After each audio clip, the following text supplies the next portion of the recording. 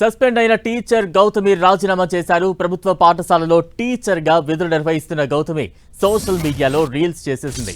అయితే ఓ private school ను promote చేస్తూ రీల్స్ చేసినట్లు గౌతమిపై ఆరోపణలు వచ్చాయి. దీంతో జిల్లా అధికారులు ఆమెను 6 నెలలు సస్పెండ్ చేశారు. అయితే సస్పెన్షన్ తర్వాత తనను తోటి ఉద్యోగులే వేధించారంటూ గౌతమి భావోద్వేగానికి లోనయ్యారు.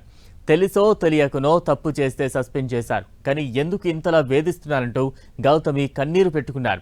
అధికారులను కలిసేందుకు వెళితే చీడ పురుగులా చూశారంటూ వాపోయారు. తోటి ఉద్యోగుల వేధింపులు తట్టుకోలేకనే ఉద్యోగానికి రాజీనామా చేస్తున్నట్లు గౌతమి తెలిపారు. కష్టపడ్డాను ఉద్యోగం కోసం. ఒక పేదరికంలో పుట్టిన బిడ్డగా, ఒక గిరిజన బిడ్డగా చాలా కష్టపడ్డాను. నా భర్త సపోర్ట్ తోటి ఈ జాబ్ సంపాదించాను. పేద పిల్లలకి సహాయం చేయాలని కష్టపడి ఉద్యోగం సంపాదించా. నేను కష్టపడే టీచర్ని. ఎప్పుడు కూడా క్లాస్ రూమ్లో నేను అసలు ఎప్పుడు కూడా ఫోన్ యూజ్ చేయలేదు, మిస్యూజ్ చేయలేదు.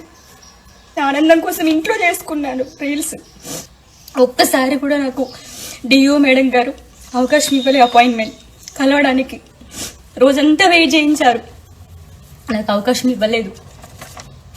ఎందుకంటే తప్పు చేశాను కాబట్టిగా, నేను శిక్ష అనుభవించాలి కాబట్టి 6 నెలలు వాళ్ళు శిక్షించినట్టుగా నేను శిక్ష తీసుకున్నా.